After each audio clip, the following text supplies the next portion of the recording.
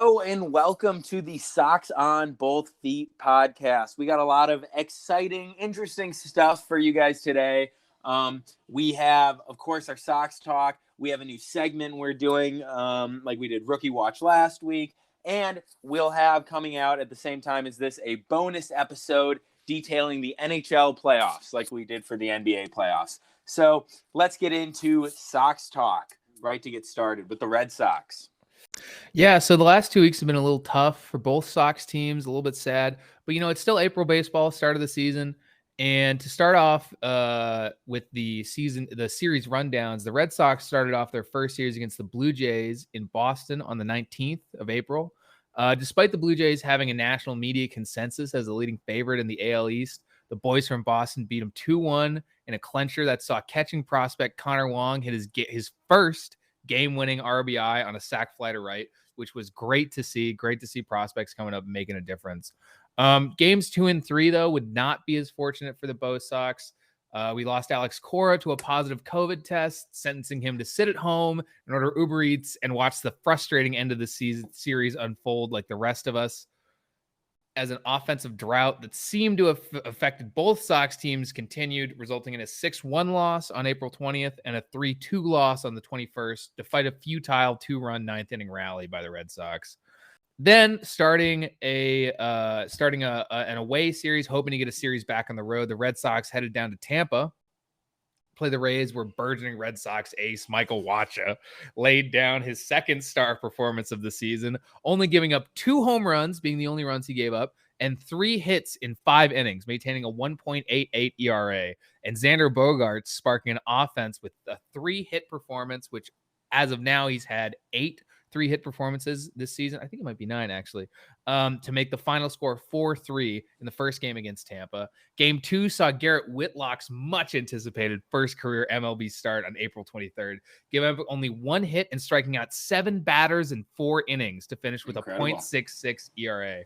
Though neither team would score until the 10th, until Bobby Dahlbeck's RBI single that would put the Sox on the board. Ultimately, the Rays would close out the game with a 3-run homer off Hansel Robles, his first blown close of the year. The last game of the series was just a terrible game for pitching. Despite only giving up 5 runs, the Red Sox pitchers, led by Rich Hill, would strike out only 3 batters in the entire game, relying almost entirely on fielding to make outs, ending with a combined ERA of 3.99 through all the pitchers. The Red Sox would lose 5-2 and close out a disappointing series, and then go on to Toronto, heading up to Canada, notably without Tanner Hook, who refuses to be vaccinated, citing personal choice. Nathan Eovaldi would look for his first win of the series, putting up a solid 7 innings, giving up only 2 runs, but ultimately would not be enough to close out the Blue Jays, who would take Game 1 6-2. Interestingly enough, Eovaldi, despite having only 1 win at the time of this recording now, has 0 losses due to a combination of blown games and sleepy offense. Game 2 saw yet another abysmal start from Nick Pivetta, who is having a very tough start to the year. Not even making it 5 innings in a 6-5 loss to the Blue Jays that again went to extra innings, which seems to be a very common trend for the Red Sox this year, taking games to extra innings. But like a heavenly angel, Alex Cora would return from his COVID vaccination to have Michael Wacha, Red Sox ace, start Game 3, pitching 6 terrific innings, giving up only 1 run and striking out 5, paired with another multi-hit game from Xander Bogaerts, who went 4 for 4, driving the Red Sox to a glorious 7-1 victory, which was very needed. Interesting enough, it seems like whenever Wacha is pitching, Bogaerts is unstoppable. A tandem, if you will. And then to end the series in Toronto, Game 4 made me want to jump off a bridge. The Red Sox lost 0-1. Hopefully we can sweep the Orioles this week and get the season back on track. We will not sweep the Orioles. We lost last night, which sucks. But, yeah, we're still going to beat them today. But, yeah. So how did the White Sox do, Zach? Yeah, so the White Sox, I'm going to say right now, your Red Sox rundown was phenomenal, Sean. I really liked it. I liked the Uber Eats comment. I really liked it. I'm going to say my White Sox rundown, I'm going to say I did not have the spunk to put as much effort into it as I did for the last episode, and I will. Understandably. Okay. Yeah, so the White Sox, since we last since our last episode, White Sox have had a series that I was excited about against the Guardians, Twins, Royals, and we're in the midst of a series against the Angels right now. Now, the White Sox went to Cleveland to face the Guardians, their first time facing their newly named division rival, and one of the White Sox core rivals. The White Sox so after 2 days of weather delays, canceling games, 2 boring days in Cleveland, who wants to go to Cleveland anyway? Yeah. The White Sox simply didn't get out of bed in vacation. They refused to put up runs while getting a 3-game sweep by the Guardians, which started off with a confidence-shattering 11-1 blowout loss. When the White Sox got runs, it felt like they lucked into them in Cleveland. It was embarrassing. It was shameful, honestly. Especially to think the Guardians go on to get swept in New York, which we'll talk about later. Then the Sox go to Minnesota. I go, okay, Minnesota's frauds. Other White Sox enemy, fraud Minnesota. At least we were mildly competitive in one of those games, but pitching isn't showing up with injuries. Offense isn't showing up, I guess, because of psychology. I don't understand why the offense isn't showing up, because even with our injuries, some guys should be. Abreu and Grandal are batting in the 100s. Tim Anderson was also pretty disappeared. I mean, for Tim Anderson standards, he was still better than most players in the league, but for Tim Anderson standards, was pretty disappeared in Minnesota and Cleveland, and so that's why I'm not highlighting him that much. And then the White Sox time for them to come home, get it together against the Royals. Oh, we lose the first game, but that's okay. We suddenly start to find their footing. We get one game and we lose the third again, and it feels like nothing ever happened. That one, still just. Our pitching is just, we've had a couple more games where it's just basically bullpen only pitching, no pitcher's gone more than 3 innings just because of how depleted we are. But still, I had no real excuse for the offense. But currently, most excitingly, the Sox are in the midst of a 4-game series at home against the Angels, where they lost the first one in a pitcher's duel between Noah Syndergaard and Lucas Giolito, who still has some restrictions because he's returning from injury on how he can pitch. But they won yesterday convincingly 4-0, and that bullpen yesterday was there had been no pitching issues. It was insane. It was a beast bullpen. That's why they posted up a shutout. The first White Sox shutout of the year against the Angels, who have a stacked lineup. And our worst pitcher, who, when we're healthy, won't even be a starting pitcher, Vince Velasquez, was on the mound yesterday for that great win. He looked great as well. Vince Velasquez, I have to say, I watched some of that game. He looked absolutely excellent. So, like I said, my White Sox rundown, a little shorter, a little less in depth. Yeah, which is fair. This week, I got to be honest, it is fair. I didn't have the motivation with that. I mean, it was just losses, and all the losses were the same. I have all these White Sox takeaways things I follow that give different opinions each after each game, and multiple of them actually just were during this losing streak, I'm just going to stop because it's the same comments every single day. So if we are losing the games for all different or interesting reasons, maybe that'd be more exciting, but it was the same. It was just the offense was not there. Yeah, to me, the pitching was just so depleted.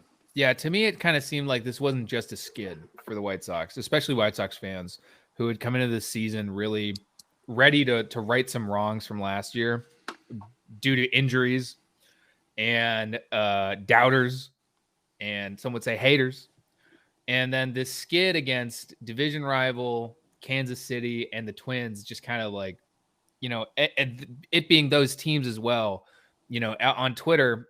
Yeah, those should have been 3 easy series wins against the Royals, the Guardians, and the Twins. They should not have been 2 sweeps. Is what they at the very least they should not have been sweeps. At this stage, I don't think the White Sox should be fine with being swept by anybody with what they're build in going into the season. Yeah, because I will say it was getting a bit stifling to hear all the negativity. We'll get to that later. Yeah, we will. But it is very fair that to be swept when you're supposed to be easily the division favorite, but also almost an American League favorite, you can't be happy with sweep. Yeah, the second and that is a very valid concern that I think people will have. And to start off for Sox Talk, Zach, I have a question for you. A surprise question. Okay. Wait, one last thing before you go into this. I do want to say, I just want to highlight before we with that. Yep. the reason why it was so frustrating is because the White Sox had two errors every single one of those 8 games. They did even the games they won before those 8 games. They had at least 2 errors, and it was guys that are normally more reliable. Tim Anderson was getting like an error a game. Brady was getting errors. All our pitchers were getting everybody was getting errors, and it was just granted a lot of them were on pretty crazy stuff that a lot of players in the league would get an error trying to stop that, but a lot were also just on ridiculous routine stuff. We looked like a team in rebuild. But anyway, go ahead. I just want to get that out. Certainly, I mean, certainly far more than just a skid. But, in this extraordinarily tough April, which players on the White Sox, a pitcher and a batter, do you have the most confidence in through that skid? What was the light keeping you going? Well, the light keeping me going was actually, I'm glad you asked, because I have I basically said this to somebody the other day. It was the young guys. We're just all, I tweeted it out from the Sox on Both Feet Twitter account is what it was. The young guys. Follow Sox on Both Feet at soxpodcast.com. I mean, exactly. At Sox Podcast, not .com. Yeah, on Twitter. The young guys carried us through, man. Andrew Vaughn, Gavin Sheets, Jake Berger, all rookies and sophomores. Just they stayed consistent. Andrew Vaughn was a fucking beast in those games. Jake Berger, who wasn't even supposed to, he probably would have had some DH games, but Yohan Moncada is the starting third baseman, and he's just kind of up there. He played some last year due to injuries, but this is his this feels more like his rookie season. This is the first one where he has more stability. I don't know which, because all the MLB service time stuff, which is officially his rookie season, but he was being a beast, honestly. And then Dylan Cease, the youngest of our pitchers, and Michael Kopech, actually, the other youngest of our pitchers, still shoved and did fucking great. So, the young guys, Kopech, Cease on the pitching, and then Berger, Vaughn, and Sheets on fielding were beasts, and they didn't let it get to them. And you would think with these younger guys, the losing streak would affect them more. Yeah. But it seemed to be affecting the veterans more. And that's always interesting, and it's always tough to see. So, what were you going to say? Vaughn and Dylan Cease is your Yeah, if I had to say one pitcher and one most confidence. Yeah, Dylan even Cease, going forward. Dylan Cease I don't think he'll win it, but I think he'll be a dark horse. He'll probably get the 5th most votes, is my guess, for Cy Young, I think, even this year. And I think Lucas Giolito is going to be a top 3 for Cy Young. I would say Lance Lynn if he wasn't going to be out the first 2 to 3 months of the season, but yeah. But no, Dylan Cease is a beast, man. But anyway, so the Sox 8-game losing streak was frustrating. It was, characterized by injuries heavily too. Our injuries grew since the last episode. All 3 of our opening day outfielders got injured on the exact same thing, running out a routine ground out, like just doing the run to trot to first base they have to do. And it was funny because Eloy Jimenez actually was getting criticized earlier in the season and last year because he doesn't run those out always very aggressively. And his whole thing is people always call Eloy Jimenez lazy, which I really don't like. And I think is really incorrect. I think it's really incorrect. And I don't like when people say that. But people were saying he lazily runs them out. So he decided to run out one of those ground outs, full sprint, full speed. And he just hit the bag wrong. And he just got injured and is going to be out 6 to 8 weeks. So that's what happens when people are calling him lazy and then so our other 2, so Luis Robert and AJ Pollock got injured that way too. Josh Harrison got injured. Josh Harrison, AJ Pollock, Lucas Giolito have since come back also. But it was just injuries. But also at the same time, that was not just we were doing worse than we should have with those injuries. But the White Sox almost need to exercise the demon that lives in the first baseline. I know. I know. Nick Madrigal. All these guys this year. It's ridiculous. Yeah. I'm sure other teams have this. I'm sure. It happened 3 times in a week and a half. It must be a common injury somehow. But I feel like I don't see it that common. Dude, we had 10 of our expected 28-man opening day roster. 28-man, we had 10 of those people injured. That is, I don't know. I don't care about any reputation they have. I'm sick of this training staff. I'm getting to the point where I'm it can't even be a coincidence at this level. Yeah, after 2 years of just voracious injury issues.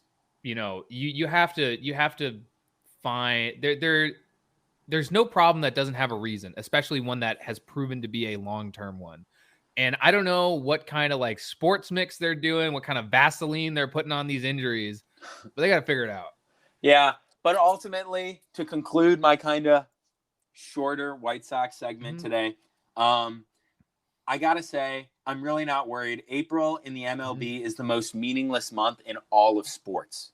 Yeah. All of North American sports, I should say, to be specific. So I'm not worried. To be fair to soccer fans. Yeah, I at the same time as this was a very tough stretch of games. I want to be fair when I say that. But to me, looking on Twitter and just seeing all these White Sox fans ready to cast themselves into Lake Michigan and go to the big Vienna beef in the sky, it's still April, and they're only and the White Sox they're only 3.5 games back. Actually, I think it might be 2.5 now that they beat the Angels yesterday, and they're having a great competitive series with the Angels right now. That's for me. That's the biggest takeaway, is that it's been very competitive, because everybody has been retweeting that pitchers battle that got between Mike Trout and Vince Velasquez, or was it Vince Velasquez, that got canceled because of the rain. I love that, but that was such a wholesome video after such a tough time. Pitch, because he had done terrible all his other starts this season. I mean, atrocious. Yeah. Like, it was a question, man. If he had more starts like that, he was going to get DFA'd probably. Like, really? It was just really bad. And then he just came out and he just fucking was our best pitching performance of the season so far. And it was just so sad that it was 2 strikes were already up against Mike Trout, and it was 2 balls, 2 strikes, 2 outs. And it felt like the end. And he and Mike Trout wanted to stay out and keep going, but they called it to the rain delay, because he knew that after the rain delay, it was going to be the bullpen coming in, of course. And so it was too bad. But I mean, the White Sox will work through it. And with regards to what you're saying about White Sox fans, that's the White Sox Twitter community, which at times I've been a part of, often reluctantly, because they are the most, I mean, I will say White Sox Twitter, I believe confidently, is one of the most active Twitter communities. Yes. Like they in just everywhere across the MLB space, like even if the White Sox aren't involved, are very active. But they also are the most doomer group ever. And I mean, I'm used to being a Bears fan, which is like perpetually being a doomer. And that's what's interesting, is I feel like White Sox culture, and when I talk to White Sox fans on the street or people I know, none of them are as doomer as the white people in the group that label themselves White Sox Twitter are just very doomer sometimes. And and they're also incredibly funny and great and very friendly, and like have a really strong like family community there. Yeah. But it just can be exhausting. Some of these people are unrealistically. It actually is annoying. And when Sean texted me about it, I think he being like, man, these people are just being so negative. I think he was like a little cagey at first, because he was worried I was like not going to agree. But I was like, no, I absolutely hate it. Like it's really just the worst. Yeah. White Sox Twitter is very unique. I do agree, but it's been interesting. Yeah. Being not a White Sox Twitter person, kind of being immersed in it through our Twitter account, just being like, holy shit. Yeah. What the fuck? But anyway, we don't, the negativity is hopefully over, and hopefully the White Sox can take this series against the Angels, defeat Mike Trout, at least split it. The final game boss of every pitcher in the league. Yeah, he is indeed. But let me switch over to Red Sox now. So to start on a positive for the Red Sox, I think we should really look at Michael Wacha, who's had the greatest performance so far of any Red Sox pitcher. And I am not even joking. I mean, at the beginning of these last 2 weeks, with Michael Wacha's great performances against the Blue Jays, and the Rays, you know, in my rundown of the games, I said he was an ace, but it's starting to become true that Michael Wacha is starting to become an ace, because listen to these game line ERAs. In his first game against Detroit, he had a 2.8, Minnesota 0.96. The Rays 0.88, Toronto 177. He just doesn't allow runs. You know, I don't. He's lost some of his strikeout potential that he had with the Cardinals, right? Cardinals. He was Cardinals pitcher way back when, I think. As far as, you know, watching him pitch as well, the movement he has on changeups and sliders is just it's just impressive, and him paired with Whitlock, who's made his first start. That's been, for me, the highlight of this Red Sox season is that the pitching is not actually in an awful space. I mean, now last night against the Orioles, you had that fucking terrible error from Sawamura's got to get his shit together, or else I don't know if he's going to be able to stick around. I mean, he's just had one terrible relief effort after terrible relief effort. But, I mean, every time that Michael Wacha comes out of the bullpen at the beginning of the season, I was like, oh my God, this fucking guy, I can't believe we signed Michael Wacha. He's washed up, whatever. And if you go back to the first episode, you can hear me railing against the Red Sox, giving him $7 million. But now I think they should have given 10, if he can keep this up, because he is an older pitcher, and this could just be, an example of him coming out of the gates really hot on a new team, trying to make an impression. It's good that he can replace, kind of, at least so far in the season. Again, it might change, what you guys were expecting Pivetta to kind of be. That has been really something I think that most Red Sox fans I don't think we want to talk about, because Pivetta has been terrible. He's been so early, AAA. I mean, it is early, and pitchers are always at their worst in April. Usually, I think, especially and with the shortened spring training. Yeah. Yep. With a shortened spring training, it's going to be just kind of, but it still can be alarming. Yeah. It's just kind of like, we've never really seen this level of ball dropping from Pivetta. Because, I mean, last season, towards the end of the year, he had some tough starts. I think he had one pretty bad one in the postseason, but it was never so consistent game after game. But, now really the only question as far as pitching goes is, what the fuck do we do about Sawamura? And is Whitlock ready to be a starter? And I would say yes. I mean, in his first start, he struck out 7 guys in 4 innings. That's insane for a guy that it's his second year in the league, and his first year was barely a year, But I think that at the same time, if the Red Sox bullpen continues to be not unreliable, because it's been better than I thought it was going to be, but there's been just so many blown leads late in the game, and I mean, it's not what you want a bullpen on a contender to be. And again, we knew. I mean, you're saying it's been better than expected, but that's because the expectations were dog shit. Like, the expectations basically non-existent. Were non-existent. So they've actually been decent in some outings. That being said, you cannot expect to. I think if you have a bullpen that has a problem with blowing leads, you can't expect to, down the stretch when it really gets into clutch time, be good if you don't resolve that issue by then. Yeah, I think it's also been a bit more potent recently because the offense has been, shall we say, unreliable. Because there will be games where the offense is just going like 9, 10, 11 hit games that just they just have no finishing. It is my biggest problem with the offense. It's not that they're not getting hits. It's not that they're not putting the bat on the ball, but they just have no finishing. Xander Bogaerts has been great. Bobby Dahlbeck, my favorite Red Sox player, has been abysmal. At one point, he was 1 for 29, and and that one was a home run.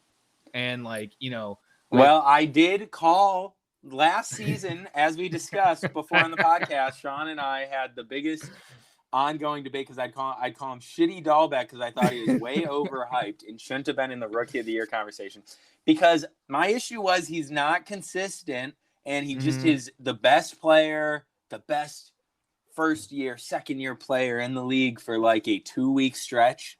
And then he's just ass for the next 3 weeks. And then he's really good for 2 weeks. So we're in a down period with him. But I'm sure he'll rebound and be incredible and then be really shit again. Yeah. The problem is now that Tristan Cass is coming up and actually, a viable option at first base beyond Travis Shaw or Kyle Schwarber last year. I think Dahlbeck really, what I hope is that he's going to feel the pressure that he might lose his job. I hope as well. And get it together, because I love Bobby Dahlbeck. I mean, I bought this fucking jersey. I want to be able to fucking wear it. Yeah. But so I think that the Red Sox, it's been a tough couple weeks, but there have been a lot of upsides, and I think we're coming out of it now, hopefully against the Orioles.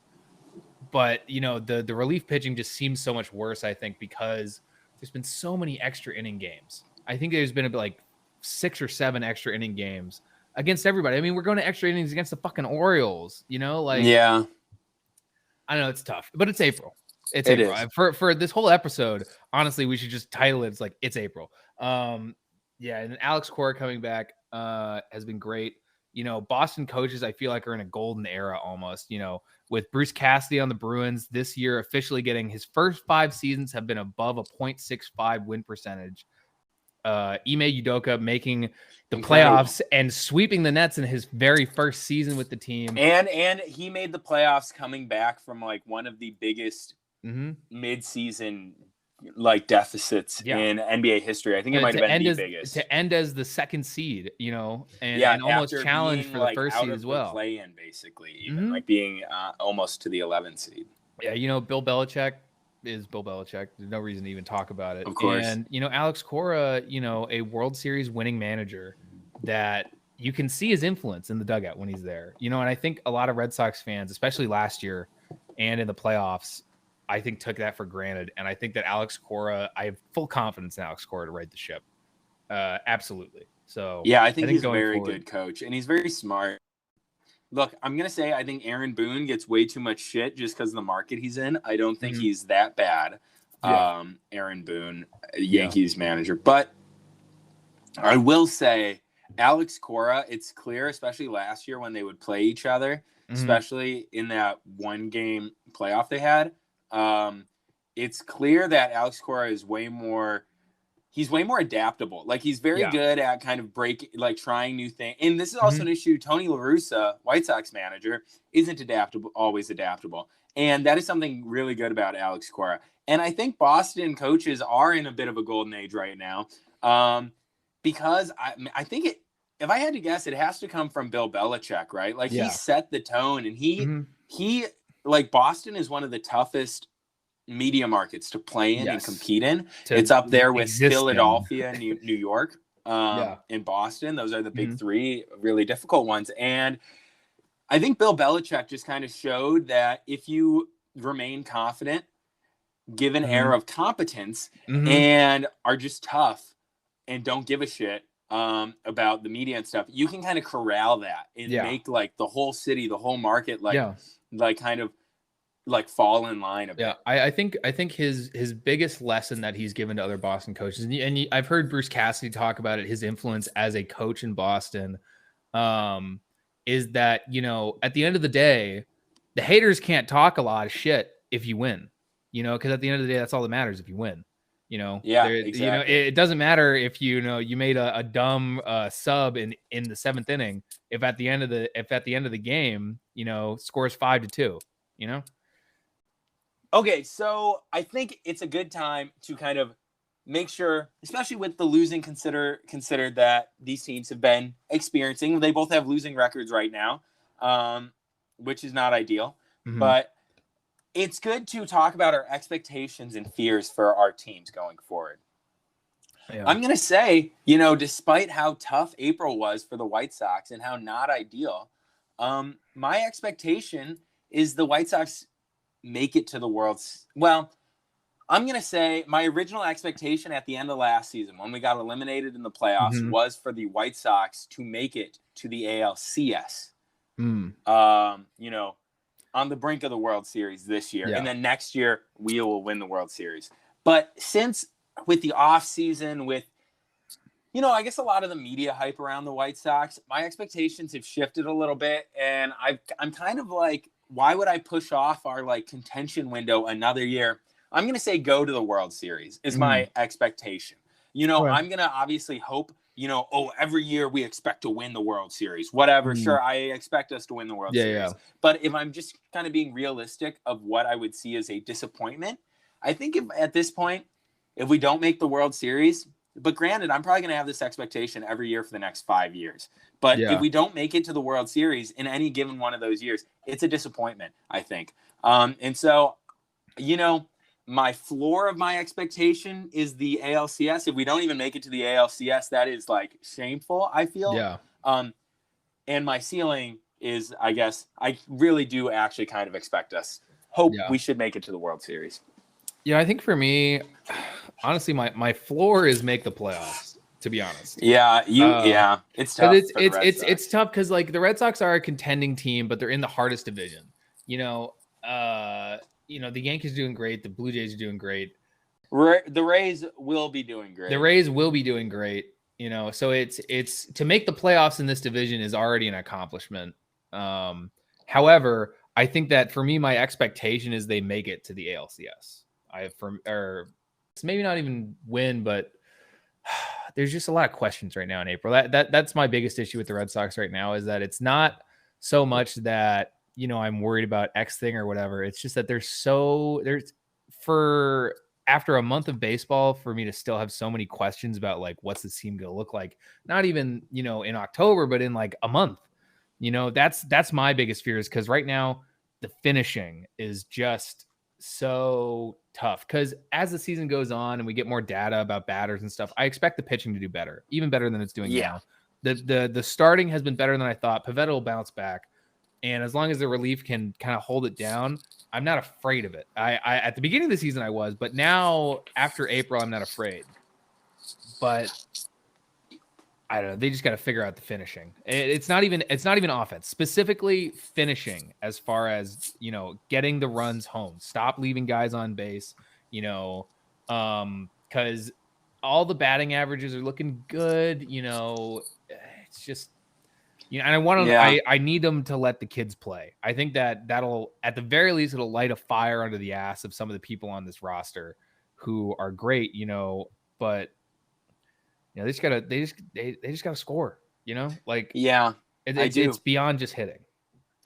I know what you're saying. White Sox leave a lot left on base. I mean, my fears for the White Sox right now, I honestly feel like I can't actually properly evaluate the White Sox at this point because, we haven't seen Joe Kelly, who's going to be our probably number two pitcher, him or Kendall Graveman. They're both kind of tied behind Liam Hendricks. We haven't even seen Lance Lynn, who was the runner-up for the Cy Young last year, one of our starting pitchers. We haven't seen Yoan Moncada, our starting third baseman. And that's not even all the people we haven't even seen. So I can't really – so honestly, my biggest fear is that injuries are just going to keep plaguing us down the stretch. In that hopefully what we're all saying is that we just get them out of the way now. And I kind of believe that ideally. But, I'm just – our guys aren't always the most durable. So that's my only true fear right now I have for the White Sox. My fear is that our training staff is trying to kill our players. Yes. Yeah. But anyway, looking forward, hopefully the Sox are going to have a better 2 week period and coming up. It can't get much worse than it's already been. So I agree. Going on to MLB Update, we'll be talking about a bunch of different stuff. A lot of good stories. All right. And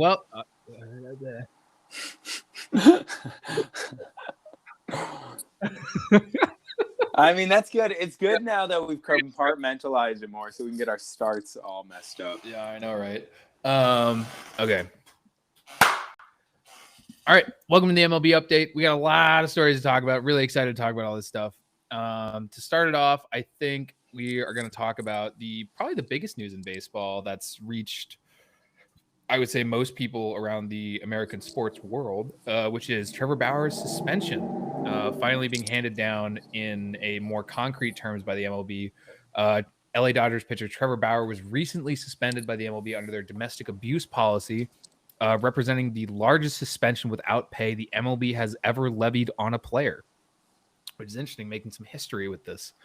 Trevor Bauer was accused of domestic abuse and sexual assault by a partner of his. And Trevor Bauer's defense has essentially been she was into some kinky shit, which take that as you will. As much as it's sort of just a news update, I personally would like to have a little PSA that a lot of defenders of Trevor Bauer cite the fact that he was not convicted in criminal court, which is a common defense for rape and sexual assault offenders. It's a misconception that being found innocent in criminal court absolves a person of guilt. That's not true, but it's a misconception due to criminal court's burden of proof being to prove beyond a reasonable doubt. Essentially, that means that you have to prove 90% of that it's definitely happened, as opposed to civil court, where the majority of American courts hold that it's just has to be more likely than not, which is about 50%. due to the particulars of rape and sexual assault crimes, to meet the high burden of proof required by criminal cases, the evidence, even what seems to be as in clear-cut cases, just doesn't exist. Yeah. And that's For why example, yeah. For example, the most famous one is O.J. Simpson, which is pretty clear that he did, or at least, he was obviously involved in those murders. Implicated in wrongdoing at the very least. That's a good way to say it. And he was still found innocent in the criminal case, but then, of course, was found very guilty in the civil case. Yeah. And that's likely what's going to happen with Trevor Bauer and Deshaun Watson. Yep. And for me personally, I think it's something that really is the fault of, lawyers and media not really explaining this to people, because it's obviously who the fuck's going to know about the burden of proof in specific civil courts. But, in rape cases, you barely ever have another witness. DNA evidence is very unreliable. And it was really, in the case of this, there were a lot of texts that she sent that were really just basically, these texts were enough to just kind of get it all, where she was basically saying that, she is into kinky stuff, basically. Yeah, but if you look, when it happened, they were circulating on Twitter.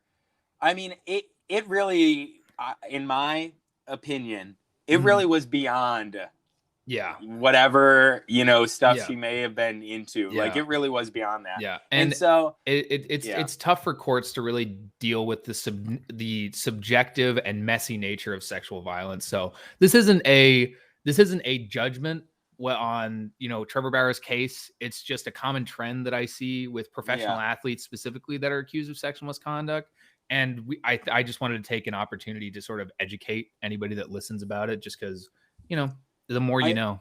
I also do want to say I am really proud of the MLB here. I don't think any other sports league of the Big Four in America have done something like this. I mean, Trevor Bauer is pretty indisputably a top 5 pitcher in the league back when he was playing.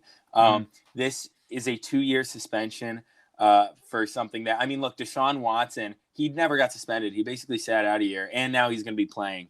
And also Kobe Bryant, off of his MVP season, had issues related to this, and those the league, I think it's leagues, all 4 of them historically are not good about coming down on these things, but the MLB, I feel like, has been very good recently. They've been getting better, like this 2-year suspension. Also, in just the past couple of years, there's been 15 or 16 players, like Ozuna, for example, they have suspended because of domestic violence or sexual assault issues, which I'm happy with.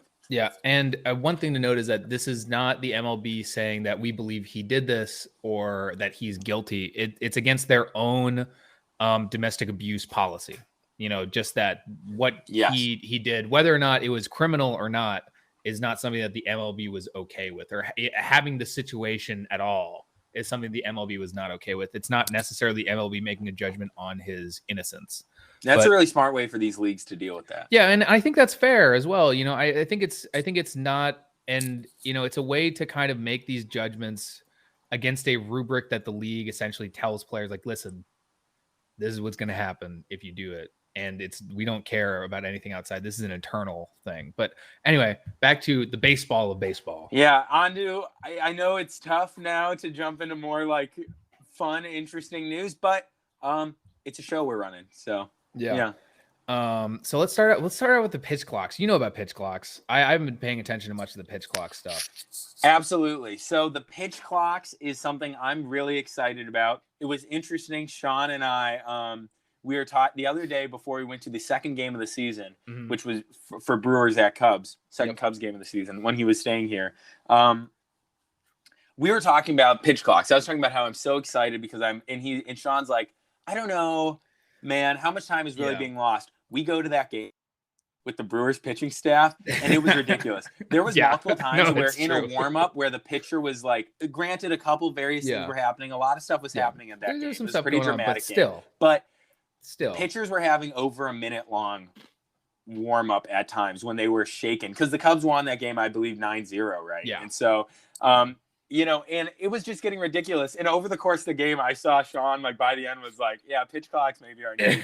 So in the minor leagues, they're testing this out, and pitchers have 14 seconds to deliver a pitch. So like in basketball and inbounding play.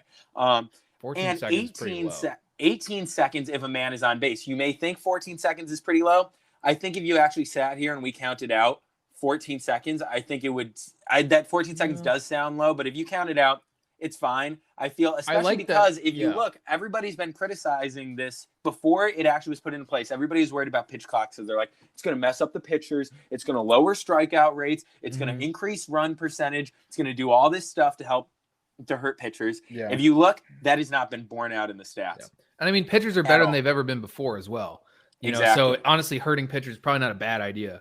But it isn't even doing that. It isn't even affecting run numbers. Additionally, importantly, game time has on average dropped over 25 minutes, which I think is actually something to be hugely applauded, man. Because some of these MLB games they are too long. I mean, I say that as a huge baseball fan. As much as I appreciate the long baseball game, a game should never be 4 hours unless it's in like extra inning 15. Yeah, I'm okay with it being 3 hours instead of 3.5. That's what this does. It's not cricket. You know what I mean? Like there's, as much as like it is a longer game, it's a slower game, and that's part of the appeal. You know, it's not meant to take all day. You know? Yeah, and the really exciting thing is when we won't get into this. This can be saved for another time. But if you look when it's paired up with automated strike zones, I've not actually watched any of those games, but I've listened to radio calls of it. It goes so fast. It's actually kind of crazy because there was one I listened to where it was basically like a batter steps up to the plate and then it happens this quickly and they're like, strike, ball, strike, he's out. Because they just are. Yeah, and there's no waffling, there's no debating or anything. And the pitchers, when they get in the flow of it, some of them, granted, you can look it up. There are cases where it goes by really fast, and it's kind of really interesting. But something I'd like the MLB to try to do before they kind of blanket implement all this in the MLB, as I think I'd like them to try to have a much stricter version in the minors, and then a little bit looser one in the major league. You know, that way, as pitchers are coming up, they're kind of trained to go a little bit faster, get their shit out, and kind of expect a different level of, a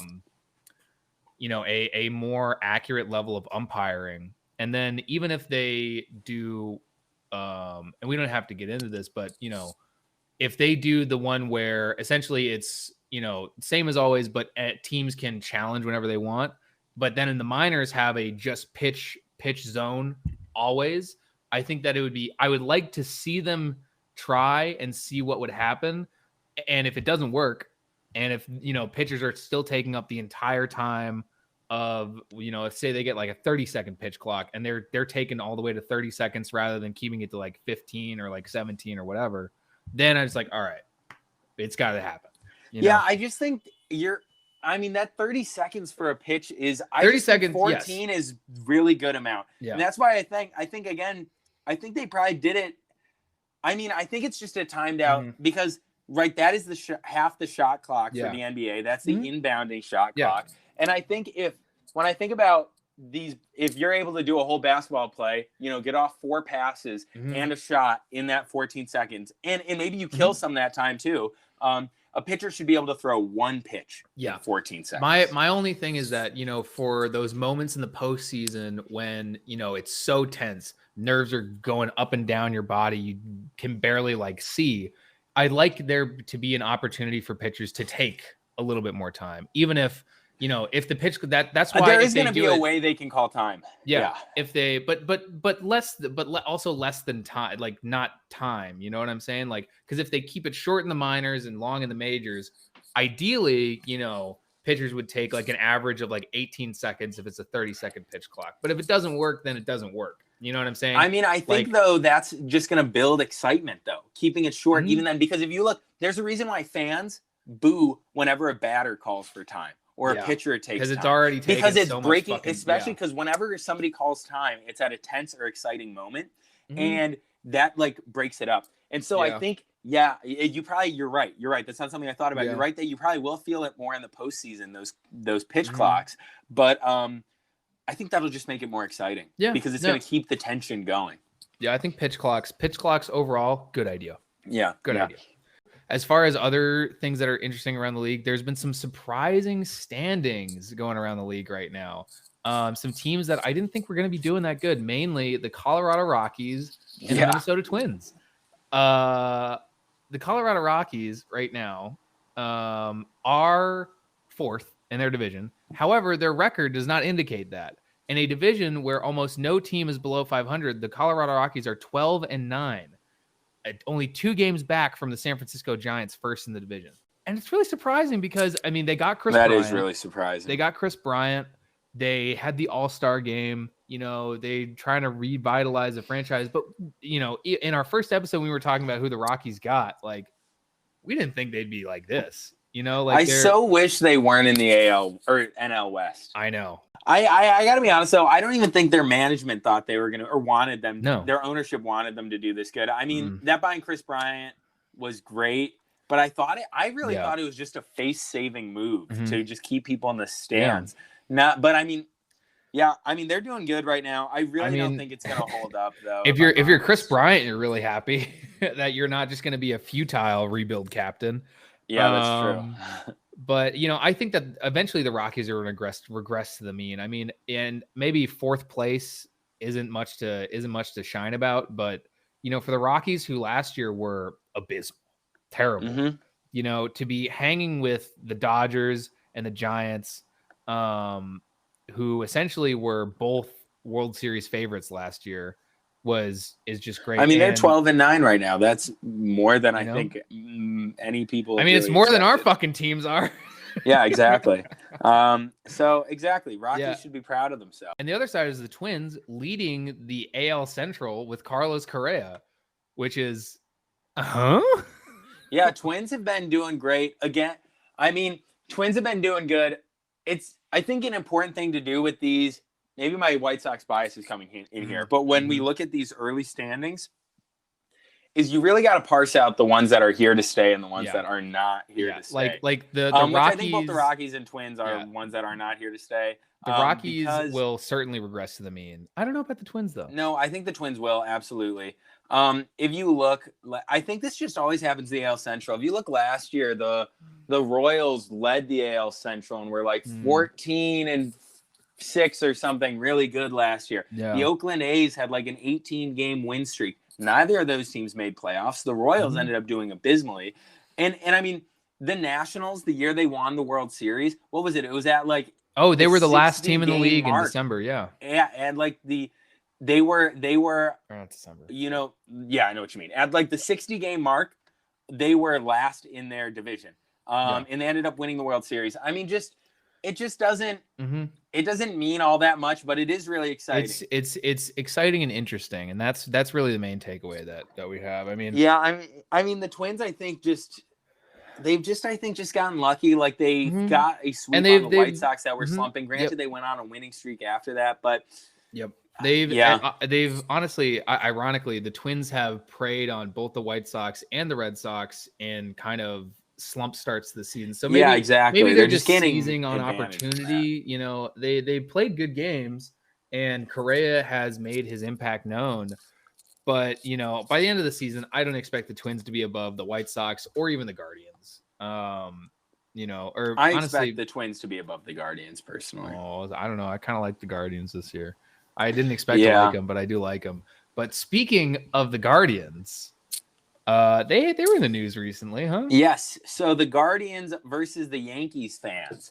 So Stephen Kwan, who we highlighted last episode, of course, is one of our rookies to watch. He was making an outfield play and he gets injured. He runs into the wall face first. He starts bleeding from his nose. Yeah, he gets injured bad. They have an injury delay. Medics are coming out. And while this is happening, they're treating him in the outfield because that's where it happened. Yankees fans are just being ruthless, just going at him, just like laughing at the injury, making fun of the injury. So Oscar Mercado, another Guardians outfielder, goes up and tries to talk to the fans about it. There's plenty of videos. You can watch videos. He tries to talk to the fans about it, basically be like, hey, he's getting injured. That's not cool. And Yankees fans were getting really annoying in response. If you watch the videos, they're doing like some of those guys, the loudest one is just going, you're mad, you're mad, you're mad, you're mad, you're mad, which is a classic thing you hear in arguments and bars and sports games. And I think it is great, I guess, in that it's the most annoying thing in the world, which it's meant to be. But it's really terrible. I feel like you just kind of look like an idiot. Like even aside from this, like the Yankees fans being obnoxious here, like in any situation, if you're just going, you're mad, you just look like an ass. Like even my friends doing it or anything, like it's just really annoying. And anyway, so they're just harassing him, and Miles Straw tells them off. To try to like just end it in the coolest fucking way possible. And he tries to save Mercado, and then they really start going in on Miles Straw, and they leap from making fun of. They were making fun of Quan, then they're making fun of Mercado, and now they're making fun of Straw. Working their way around the outfield. Exactly. And then that sets him off. He climbs the fence. I bet the Yankees fans were not expecting that. He climbs the fence and he just goes, hit me, motherfucker. Hit me, motherfucker. Hit me, motherfucker. And then he goes, if not, then shut the fuck up. And he jumps back down. And they're trying to yell at him. But later on, the game goes on. Yankees get an incredible walk-off win. They get a walk-off win. This is later that inning, actually. That was all in the ninth inning as well. But guess what? In the other part of the outfield, where Miles Straw is now, they don't celebrate their walk-off win. They just start pelting and just throwing. Just it's a barrage. Like you should watch the video out there. It is like I've never seen something like that in a sports game. It is like an artillery bombardment of just like they hit an ump at one point with like a full beard. Everybody's like the umps and players that are all over there are like backing away, like dodging almost. No, dude. Yankees fans have to not celebrate their walk-off win, and they have to run there. Aaron Judge out there waving the fans off. Stop.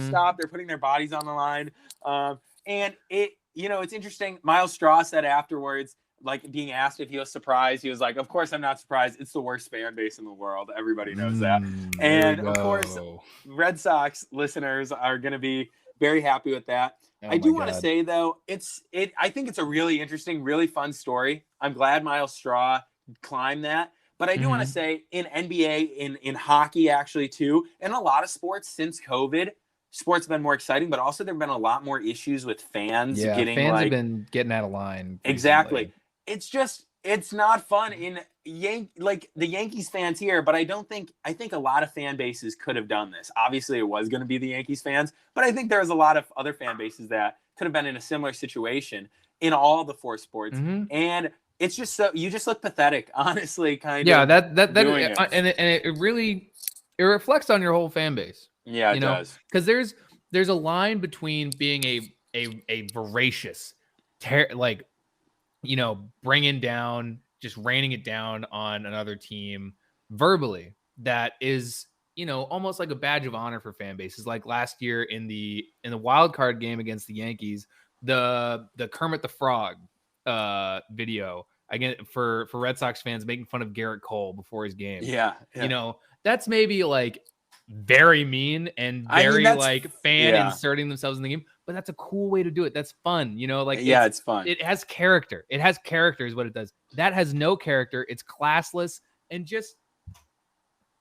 it just confirms what everybody believes about Yankees fans. If you look already, these legacy teams, it's been talked about, players have talked about with both regards to the Lakers and the Yankees recently, that even though these teams, people would always try to go to these type teams, they kind of don't want to as much anymore because of the pressure. And so just fans at anywhere, it's never cool to throw. It's a game ultimately. relax. I never cheer for people to get injured. When Chris Middleton got injured playing the Bucks or playing the Bulls in the playoffs, I was like, that is beneficial to the Bulls, but that sucks. I don't want him to get hurt. It's it's a game. But in way lighter news, I have a fun little story that I think a lot of people don't really know about. But there's this guy, Christian Pache. He's a 23-year-old Dominican-born player. He was on the Braves. He came up from the Braves. He was just traded to the A's in March as part of the Matt Olson trade, where the Braves acquired Matt Olson. And he was very sad to leave the Braves. He was a young player, but he really cares about bringing fun energy to the teams. And so he was sad about leaving the Braves, but he's going to Oakland where, Oakland this year has set 2 records for lowest attended games.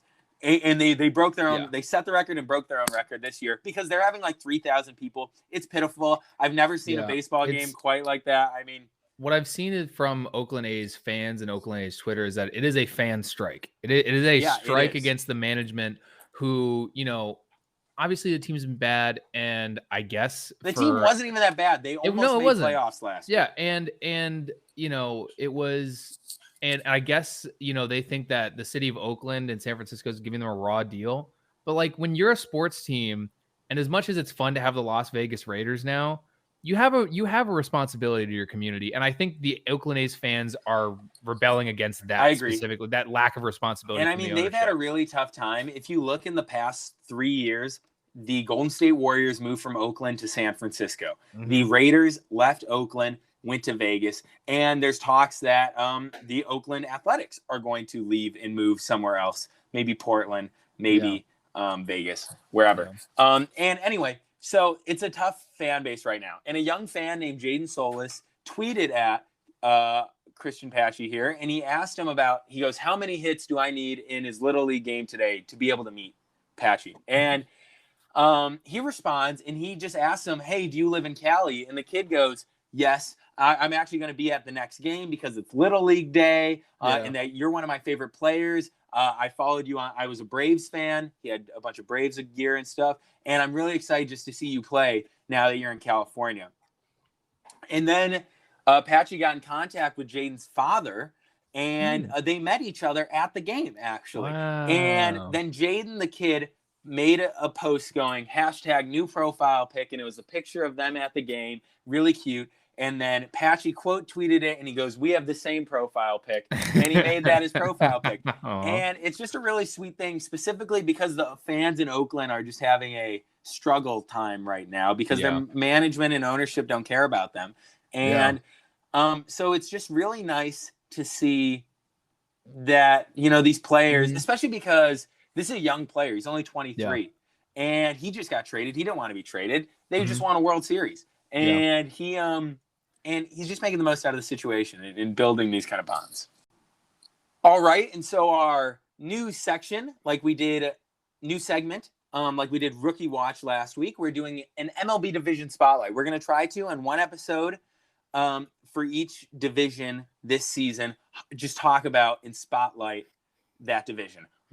Sean and I both knew, because we have a unique relationship with this division, we're going to start off with the AL West. So we're going to start off with the AL West. We're going to give you a little overview of how those teams did and just kind of our expectations and not even just expectations, our thoughts about these teams going into this year. Yeah. So to begin, I think we'll start with the the worst team in the division, the Texas Rangers. The Rangers last year were a abysmal team. They ended the season with a 102 record. And this year, it honestly looks like they're about to mirror that again with a 7-14 record for a team that wanted to really go out in free agency and make a statement. It hasn't really seemed to come to fruition quite yet. The offseason, the Rangers had one of, if not the most active free agency periods before the lockout took effect. And this was all pre-lockout, which a lot of people were interested as to why both the Mets and the Rangers were trying to get all of their trades and free agency done before the lockout.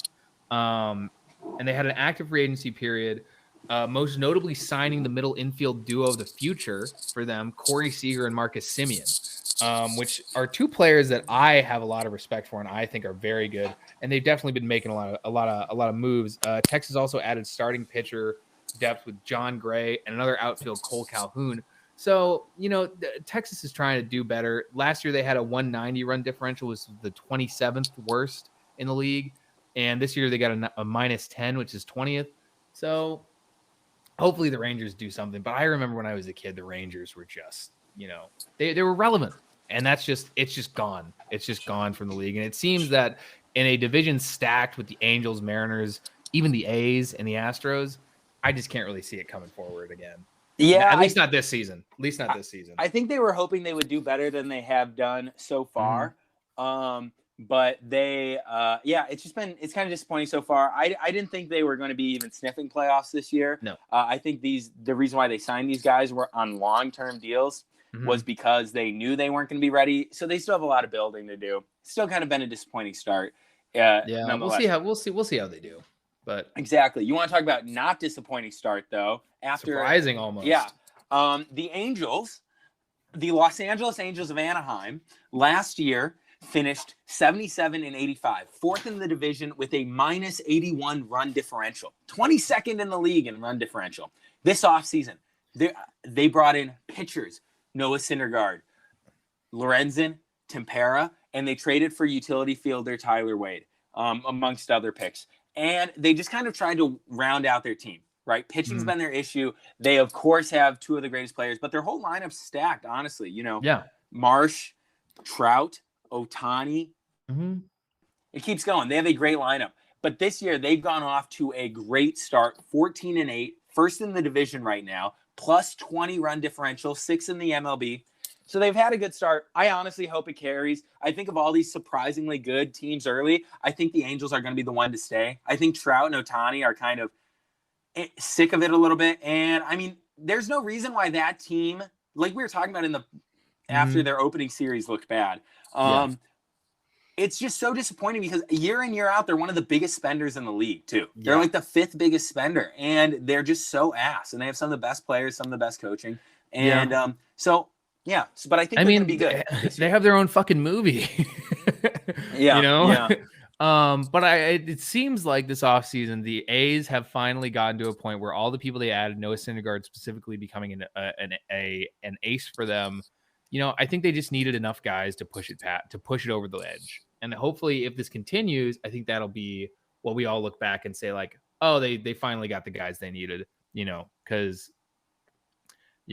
they just need to keep it going. It is the big thing. But the team that I'm most excited for in this division is the Mariners. The Mariners last year were so exciting, almost making the playoffs and making a 3-way tie in the AL. Last year they ended with a 90-72 record, negative 51 runs, run differential, which was 18th in the league. Not great. But in the offseason, in addition to all their players that are coming up, they added Adam Frazier from San Diego. They signed Robbie Ray, signed Steven Souza Jr. They traded for Jesse Winker, who I thought was a very, very good player from Cincinnati last year, and also Gino Suarez from Cincinnati. So they've kind of built up because I think they realized that this is their time to not only usurp the Astros in the division, but also they're going to have to compete with the Angels now, and they're just going to have to, I think they want to vie for contention, and so far they've been doing good. They're 11-10. Absolutely. They have a plus 16 run differential, which is good, switching that from a negative to a positive. But the Mariners are just an exciting young squad, and I've always liked the Mariners because Ichiro was on that team, and Ichiro's the GOAT. But I haven't been excited about the Mariners in a while, and I hope that they can bring Seattle some success. Yeah, I agree. I think that the league will be better when the Mariners are good. They've also built this team a really fun, organic way. A lot of these guys, they come up as a family. If you look, this team is really, in the league as far as team goes, really near the definition of family, right? When Kendall Graveman got traded last year to the Astros, they were all crying. So I really think they're definitely going to be in wild card contention again this year. I hope they make playoffs. I'm saying that without knowing the breakdowns of all the teams' potential, but it's just a tough year, honestly, for anybody in the AL to make playoffs. Yeah, true. But I think they're really coming up on something good. They're going to be good in the next coming years. Yeah. The next team in the division, the Oakland Athletics, which is the team that Sean and I have a unique relationship with. We did a massive franchise mode in MLB The Show that we took so seriously, like we were real GMs, and it was a big point in our friendship. And we did this over 4 months, almost every day. We were doing this and we were talking about it. It was so big in our lives that when we were going around and we'd see Oakland A's jerseys, well, not even just Oakland A's jerseys in general, because we moved the team to Vegas and named it the Spartans. But jerseys in general, we were like, for a second thinking we were seeing made up players from our franchise mode. We were so invested in it. Anyway, so last year the Oakland A's finished 86 and 76, third in their division, a run differential of plus 56, 10th in the league. They bought so hard at the deadline. They're trying to have one last hurrah for their core that was going to be broken up in the offseason. And they didn't make the playoffs. It was going to be either them or the Mariners sniffing that last wild card spot, but it ended up being the Mariners who didn't even get it. But in the offseason, they just destroyed their team. They declined their option on Jake Dykman, and Andrew Chafin declined his mutual option. They traded Matt Olson to the Braves, Matt Chapman to the Blue Jays, Chris Bassett to the Mets, Sean Manaea to the Padres. They also lost Starling Marte, Mark Canha, Josh Harrison, Yan Gomes, Mitch Moreland, and Trevor Rosenthal. All those guys were part of an entire team worth of guys. Yeah, all those, that was their team at the end of the last season. It's gone now. So this year they've started though 10th and 11th, fourth in the division, but they have a +1 run differential. Which is they almost swept the Rays as well. They actually have been doing surprisingly well. So I hope they can keep it going. But I mean, these guys are going to be really bad this year. Them or the Rangers are going to be last in division, and it's too bad because they shouldn't be that bad. I mean, it's just a stacked division. I mean, the A's will be bad because they sold all their good players. Yeah. But, you know, it shouldn't have to be that way. The last team in the division, you know, the crown, the one who wears the crown, the Astros, Space City, Cheat City. Last year, I mean, you know, the Astros eliminated both White Sox and Red Sox team. I don't have to tell most of you about the fucking Astros. But they were in the World Series and lost. Okay. And lost. Big loser bitches. But they ended the year 95 and 67. I was actually surprised they didn't get over 100 wins. Me too. Thing I was actually surprised by. But they had a plus 221 run differential, second in the league. That is insane. That is insane. You know, and compared to the Mariners, who only won 5 less games, they had a 270 extra runs. The Astros did, and they didn't win more than 100 games. It's great. That's why I'm so excited about the Mariners.